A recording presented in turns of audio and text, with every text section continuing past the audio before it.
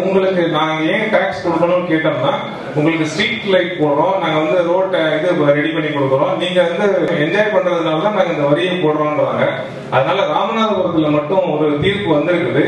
அதுல என்ன வந்திருக்குனாக்க, மருந்து வணிகம் செய்யறவங்களுக்கு ட்ரேட் லைசன்ஸ் தேவையில்லை, தேவைப்பட்டால் வேலை செய்யறவங்களுக்கு ப்ரொபஷனல் டாக்ஸ் மட்டும் எடுத்துக்கலாம் அப்படிங்கிற மாதிரி விலக்கு வந்திருக்குது.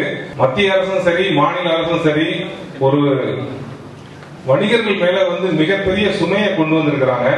அந்த சுமையை வந்து ஒரு 100 ரூபாய் பால் பாக்கெட்டு கூட காலையில 5:30 மணிக்கு தூக்கி வந்து வீட்டுல நிக்கிறான். இது வந்து ஒரு பக்கம் அவங்களே வளர விட்டுட்டு இருக்காங்க, நம்மளையும் வந்து தொழில் பண்ண விடாம பண்ணிட்டு இருக்காங்க. இதனால வந்து மிகுந்த சிரமத்துக்கு உள்ளாகி இருக்கோம்.